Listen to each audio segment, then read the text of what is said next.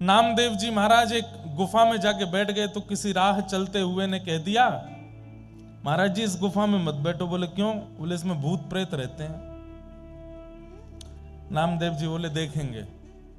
नाम जप करने लगे, तभी क्या देखते हैं, एक चूहा सामने आ गया। जैसे ही पलक झपक के दोबारा देखा तो वो चूहा बिल्ली बन गया। फिर पलक झपक के देखा तो वो कुत्ता बन गया। फिर पलक झपक के देखा तो हाथी बन गया। फिर पलक झपक के देखा सांप बन गया। फिर पलक झपक के देखा कुछ और बन गया। प्रेत था, बार बार रूप बदल रहा था। लेकिन श्री नामदेव जी महाराज ने तुरंत दंडवत प्रणाम करके साष्टांग करते हुए कहा, इतने रूप बदलने की सामर्थ्य प्रेत में नहीं है, ये तो मेरे पांडुरंग विठल भगवान में है। ये तो साक्षात पांडुरंग नाथ आए हैं। और जैसे ही प्रणाम किया, प्रणाम करते ही था तो वो प्रेत ही, लेकिन प्रेत को भी ठाकुर जी मान के प्रणाम किया तो प्रेत भी मुक्त हो गया। ठाकुर जी प्रकट हो गए वहां पर। और उस दिन ठाकुर जी ने श्री नामदेव जी से कहा, सकारात्मक सोच में मेरा निवास है। व्यक्ति सकारात्मक सोच के साथ यदि निर्वहन करने लगे तो मेरा अनुभव हो जाएगा। प्रहलाद जी महाराज को होलिका अग्नि में लेकर के बैठ गई। क्यों नहीं जले? क्योंकि उनका विश्वास था कि अग्नि भी श्री ठाकुर जी हैं। प्रहलाद जी महाराज को पर्वत से घेर दिया, बोले पर्वत भी श्री ठाकुर जी हैं। सर्पों के बीच में छोड़ दिया, बोले आप में भी ठाकुर जी हैं। सब जगह ठाकुर जी का भाव नहीं, पूर्ण विश्वास रखते थे और उस भावना से ठाकुर जी सब जगह रक्षा करते थे। हमारे आपके अंदर वस्तु के प्रति भय इस बात को प्रमाणित करता है कि हम ये मानते नहीं है कि इसमें ठाकुर जी हैं, और फिर उससे मिलने वाली हानि हमको होती है। विश्वास तो भक्त का स्वरूप होता है, वो हर परिस्थिति में सकारात्मक सोचता है। हवा चली, व बारिश आई, कुछ हुआ, सब चीज में सकारात्मक। हमारे पूज्य पिताजी महाराज कथाओं में ये तो होता है, साल भर की 2-4 कथाओं में तो होता ही है, आंधी आएगा, तूफान आएगा, पंडाल। अब तो ठीक ठाक कथाएं होने लगी। हमने ऐसी भी कथाएं की हैं। एक जगह कथा हुई थी, पंडाल उड़ गया, एसी उड़ गए, सोफा उड़ गए, श्रोता सब भाग गए, भागवत जी रह गई और हम रह गए। हमको फिर ले गए गाड़ी में बैठा के, व्यास मंच पे पूरे पर त्रिपाल बांध दिया। यजमान जी का फोन है, महाराज जी क्या करें? मैंने कि अब कथा तो होगी, शुरू हो गई है, अब विश्राम नहीं हो सकती। पंडाल वाले भैया से कहा, बोले अब मैं कैसे बनाऊं? बोले कैसे भी बनाओ। तो रात रात में उन्होंने एक बल्ली पर टंगने वाला पंडाल बना दिया। गांव के लोग फिर से, गांव में हुई थी कहीं कथा, बहुत पुरानी बात है, 2016 या 17 की बात होगी। दूसरे दिन कथा हुई। कथा, अच्छा कथा में नहीं आती थी आंधी, कथा विश्राम में होती थी आंधी। कथा विश्राम हुई तो पूरा पंडाल ऐसे गुब्बारे की तरह उड़ा आकाश में, और फिर एक झोंका आया, फिर उड़ गया। सब भाज गए, जो थोड़ा बहुत सामान वो भी उड़ गया, हम फिर से चले गए। दूसरे दिन फिर यजमान जी का फोन आया, महाराज जी क्या करें? मैंने कथा तो होगी। तीसरा पंडाल बनाया, तीसरे दिन की कथा हुई। तीसरे दिन फिर से आंधी तूफान आया, पंडाल फिर उड़ गया। फिर फोन आया यजमान जी का, क्या करें? मैंने कि एक काम करो, अब पंडाल मत बनवाओ। जहां हम कथा कर रहे थे वहीं सामने एक मंदिर था हनुमान जी का, वहां बाल हनुमान जी थे, छोटे हनुमान जी। मैंने कहा वहीं पर आप व्यासपीठ लगा दो, हनुमान जी के सामने बैठ जाएंगे, आप सामने बैठ जाना, हम अपने सब संगीतज्ञों को, ब्राह्मणों को वापस भेज देते हैं, वहीं कथा सुनाएंगे। कथा तो होगी, कथा नहीं रुकेगी। तो अब ये भिंड जिले की बात है, भिंड मध्य प्रदेश में। वहां पे ददरुआ सरकार एक डॉक्टर हनुमान जी भी हैं, वहां पे भी मैंने कथा की है। तो मैं जहां रुका था वहां से डॉक्टर हनुमान ज्यादा दूर नहीं थे। उस दिन महाराज जी का निमंत्रण था कि आप आइए प्रसाद पाने, तो मैं प्रसाद पाने गया। महाराज जी बोले सब ठीक। मैंने कि महाराज जी क्या ठीक, इतने परेशान हो गए, रोज आंधी आती है पंडाल उड़ जाता है, 3 दिन हो गए। तो महाराज जी बोले बाल हनुमान जी हैं वहां पे, खेल रहे हैं आपके साथ में।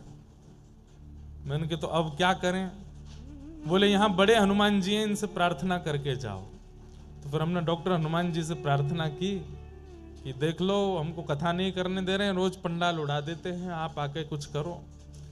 फिर बड़े हनुमान जी का सिंदूर और उनकी भभूति लेकर के हम गए वहां। छोटे हनुमान जी को जाकर के भभूति लगाई, सिंदूर लगाया, मतलब उनको शांत किया। शांत खेल रहे थे व्यास जी के साथ।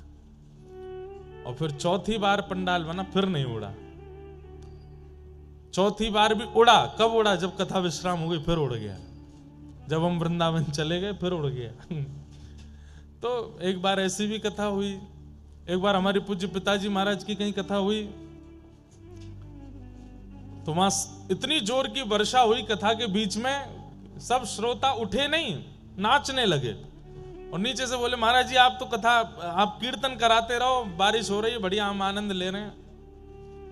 पिताजी बड़े प्रसन्न थे क्योंकि उन पे एक भी बूंद पानी नहीं आया था। पिताजी बोले तुम लोग कथा सुनो, कीर्तन में नृत्य करो, हम कथा सुना रहे हैं। थोड़ी देर बाद एक श्रोता ने इशारा किया। पिताजी बोले क्या? बोले ऊपर देखिए। ऊपर देखा तो इतनी बड़ी पॉलिथीन भर गई थी, वो भरते भरते भरते नीचे आ गई थी। पिताजी बोले अब भैया देखो कथा विश्राम, आरती हम सूक्ष्म रूप से कर देते हैं, अब हम चलते हैं। बस आरती करके जैसे ही उतरने लगे वो पॉलिथीन फटी, पूरा जल व्यास मंच पे। तो ये तो प्राकृतिक स्थिति है, होती रहती है। परंतु हमें सब स्थितियों में सकारात्मक ही सोचना है। हमारे अमित जी बड़े चिंता कर रहे थे। आज हमको ले गए पांडुपोल हनुमान जी, पांडुपोल हनुमान जी है ना, दर्शन करने के लिए गए। वहां हनुमान जी का दर्शन करके लौटे। मौसम तो हो रहा था, धीरे धीरे वर्षा होने लगी। हमसे बोले महाराज जी आप संभालो, कुछ करो। फिर आप बोले कि कल रात्रि में कुछ वैष्णव कह रहे थे, बालक कह रहे थे महाराज जी गिरधर लाल जी को लेकर के नहीं आए अलवर, इसलिए इंद्र वर्षा कर रहा है, क्योंकि गिरिराज उठाने वाले आए ही नहीं हैं, वो आएंगे तो ही वर्षा रुकेगी। मैंने कहा भैया लाल जी से अगर अब भी इंद्र नहीं मानेंगे तो लाल जी से यहीं से पर्ची डाल के पूछ लेंगे आना है कि नहीं। अगर लाल जी ने पर्ची में हाँ बोल दिया तो बुला लेंगे एक दिन के लिए। कौन सा दूर है वृंदावन यहां से, एक दिन के लिए लाल जी आ जाएंगे। लेकिन हमें सकारात्मक रहना है, प्रेम से रहिए, प्रसन्न रहिए, खूब आनंद से कथा श्रवण कीजिए। आज हमारे कथा के मध्य में श्री जटेरी धाम के पूज्य महाराज जी आएंगे, थोड़ी बहुत देर में आने वाले हैं। उनका मंगल में दर्शन होगा। लगभग 1 महीना पूर्व, कुछ दिन पूर्व जटेरी धाम में कथा हुई थी। वहां श्री हसन बिहारी लाल, श्री राधा रसिक बिहारी लाल सुंदर विराजमान है, उनका मधुर दर्शन सबको होता है। बड़ा आनंद आया वहां कथा सुनाने में। यहां से लगभग 1-1.25 घंटा 1.5 घंटे की दूरी पर होगा। बहुत सुंदर स्थान है, डीग के पास में जटेरी, गुप्त वृंदावन है। अधिकतर लोगों को वहां का दर्शन नहीं हुआ। कथा के बाद वहां लोग बाग अब पहचान गए तो जाते हैं, लेकिन अत्यंत गोपनीय स्थान है। राजस्थान की सीमा में ही आता है, बहुत सुंदर है। आप लोगों को भी अवसर मिले तो एक बार वृंदावन, बरसाना, गोवर्धन जाने से पूर्व जटेरी प्रणाम करते हुए चले जाना, बहुत सुंदर स्थान है। वहां के आज पूज्य महाराज जी भी आएंगे। कल 20 तारीख है, कल कथा में नंदोत्सव, जन्मोत्सव होगा ठाकुर जी का। और कल हमारे पूज्य पिताजी महाराज पूज्य गुरुदेव भगवान भी कथा में आएंगे। सब रसिक जन संत जनों का आगमन कथा में यहाँ हो रहा है। अब तो दिन ब दिन कथा में रस बढ़ता जाएगा। आप सब लोग उसका खूब आनंद लीजिए, खूब सुख लीजिए। आज से नवरात्रि प्रारंभ हुई है। नवरात्रि के विषय में हम थोड़ी सी आपको जानकारी और कुछ नियम बता दें। उनका आप लोग ध्यान रख करके अगर पालन करेंगे तो संभवतः यह नवरात्रि बहुत लाभकारी होगी। हम सब कृष्ण भक्त हैं, अधिकतर यहां पर वैष्णव बैठे हैं, तो फिर ऐसा क्या करें कि शक्ति से हमारा मतलब, शक्ति मतलब दुर्गा, शक्ति से हमारी कृष्ण भक्ति बढ़े, उसके लिए क्या प्रयास करें। तो एक बात याद रखिएगा, गोपियों ने भी रास विहार करने से 1 वर्ष पूर्व कात्यायनी की उपासना की थी, और कात्यायनी ने ही कृपा करके श्री कृष्ण को प्रदान किया। सीता जी ने भी राम विवाह से पूर्व देवी उपासना की, और देवी को प्रणाम करने के पश्चात फलस्वरूप राम जी मिले। रुक्मणी जी ने भी कृष्ण विवाह से पूर्व शक्ति को प्रणाम किया, और शक्ति की कृपा से ही श्री कृष्ण प्राप्त हुए। इससे यह बात सिद्ध होती है कि कृष्ण प्राप्ति जिन्हें भी करनी है उन्हें पूर्व प्रणाम शक्ति को करना पड़ेगा, देवी को करना पड़ेगा। तो चाहे मैं हूं, चाहे आप हूं, चाहे यहां विराजमान सब हैं, पंचदेव आपके जीवन में होने चाहिए। पहले सूर्य, उनको प्रणाम करो नित्य। बहुत छोटे छोटे से नियम हैं। रोज सुबह उठते ही, स्नान करते ही कुछ मत करिए, बस हाथ जोड़ करके सूर्य प्रणाम। वैसे तो सूर्य को अर्घ बहुत प्रिय है, अगर हो सके तो तुरंत अक्षत चावल और कुछ रोली मिला करके थोड़ा सुगंधित जल करके सूर्य नारायण भगवान को अर्घ प्रदान करो। इतना भी समय नहीं, सामान्य जल से अर्घ प्रदान करो।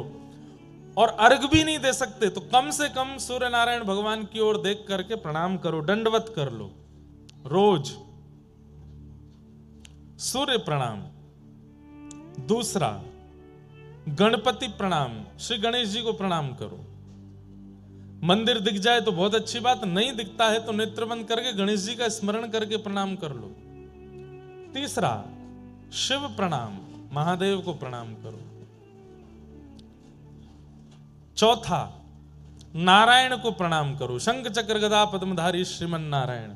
और पांचवा, शक्ति को प्रणाम करो, दुर्गा को प्रणाम करो। ये 5 प्रणाम रोज करने वाले व्यक्ति का कभी अनित नहीं हो सकता। ये 5 प्रणाम नित्य करने चाहिए। जय हो। अद्भुत कृपा आप सब अलवर वासियों पर, डीग वासियों पर और राजस्थान के इस व्रज स्पर्शीय क्षेत्र पर हुई है। कुछ वर्ष पूर्व ही श्री वृंदावन की हरिदासी परंपरा के इस सुंदर स्थान का पुनरुत्थान हो रहा है, जहां कुछ दिन पहले कथा चल रही थी। तो हमने आप सबसे निवेदन किया है, वृंदावन जाते समय, गिरिराज जी जाते समय, बरसाना जाते समय, व्रज की यात्रा करते समय या व्रज से वापस लौटते समय जटेरी जरूर प्रणाम करने जाइयो हमारे कहे से। और हम तो एक बात निवेदन कर दें कि वृंदावन जाने के लिए संभवतः पूरे दिन की आवश्यकता होती है। आप लोगों को तो पूरा दिन ही चाहिए, सुबह जल्दी जल्दी जाओगे, दर्शन वर्शन करके फिर रात तक आ पाओगे। पूरे दिन का अवकाश यदि नहीं है, 2-4 घंटे का ही अवकाश है, तो आपके लिए वृंदावन जटेरी में प्रकट है, आप वहीं चले जाओ, वहां जाकर के सुख ले आओ। अब हम कोई बहुत बड़ी बात तो नहीं कह रहे हैं, लेकिन वृंदावन वासी को, सब लोग यहां देखो, ध्यान से सुनो, वृंदावन वासी को वैकुंठ भी ना सुहावे, वृंदावन में रहवे वारे को वैकुंठ भी ना भावे। लेकिन ऐसे वृंदावन वासी को भी अगर कोई स्थान भा रहे है तो समझो वह जगह पे अप्रकट रूप से वृंदावन सूक्ष्म रूप से प्रकट है चुको है। हम जटेरी कथा करके गए, हुआ के बाद कितने दिन तक मन ही नहीं लगो कहीं भी, कितने दिन तक मन ही नहीं लगा कहीं भी। क्यों? बार बार याद आती रही जटेरी की। वही श्री ठाकुर जी को सुंदर दर्शन, ठाकुर जी को सुंदर भाव सब स्मरण में आते रहे हो। यहां पर भी जिस दिन आ रहे थे तो डीग से जब ऐसे मुड़े तो हमने अपने वाहन चालक भैया से कही, मैंने सीधे नहीं जाएंगे? बोले सीधे रास्ता नहीं है हमारे जी, यहाँ है के। मैंने कि सीधे चलते तो एक जटेरी बाहर से प्रणाम करके निकल जाते, लेकिन या तो लौटते समय या बीच में कोई अवसर मिलेगा तो मैं चुपचाप करे आऊंगा प्रणाम। बहुत अद्भुत स्थान है, आप सब लोग भी निश्चित जाइएगा। तो मैं जो निवेदन कर रहा था वो बात आप बहुत ध्यान से सुनिए। पंच प्रणाम, सबसे पहला सूर्य को, गणपति को, शिव को, नारायण को और शक्ति को, ये पंच प्रणाम नित्य किया कीजिए सुबह उठ करके। और उनमें भी अभी जो ये नवरात्रि के दिन चल रहे हैं,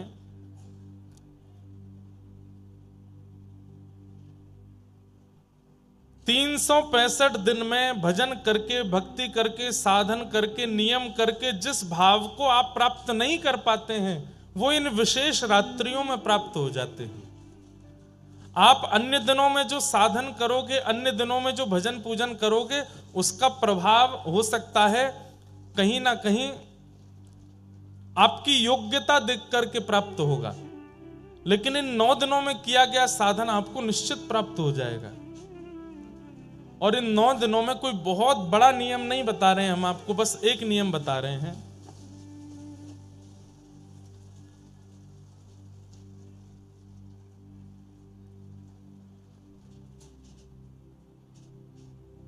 जय जय गिरिवर राज किशोरी, जय महेश मुख चंद्र चकोरी, जय गजवदन षडानन माता, जगत जननी दामिनी युति गाता, नहीं तब आदि मध्य अवसाना, अमित प्रभाव वेद नहीं जाना, भव भव विभव पराभव कारिणी, विश्व विमोहिनी स्ववस बिहारी।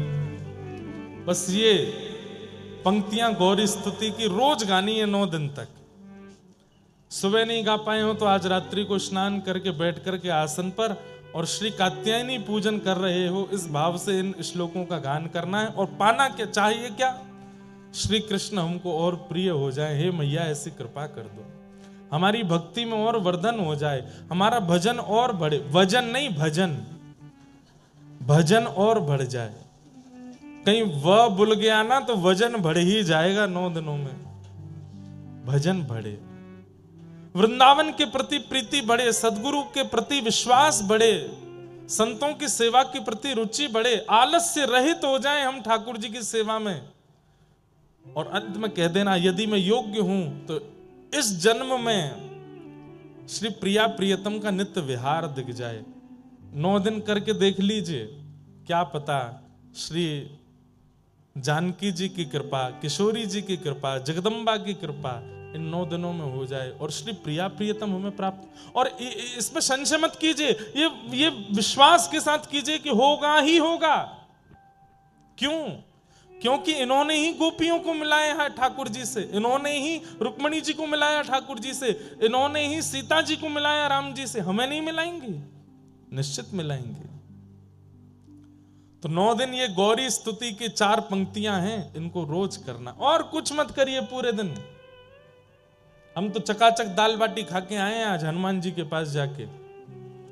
कोई हमसे बोला महाराज जी नवरात्रि का आज व्रत है।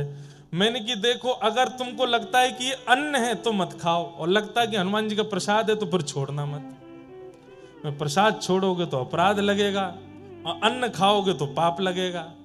अब सोच लो क्या करना है। हमारी बढ़िया रीति है। देखो, आप कहोगे महाराज जी तो फिर घर में भी तो अन्न ठाकुर जी को भोग लगाने के बाद प्रसाद हो गया, उसको भी पा सकते हैं। वो आपने अपने पैसे से खरीदा, अपने हाथ से बनाया, बना करके सिद्ध करके ठाकुर जी को भोग लगाया है।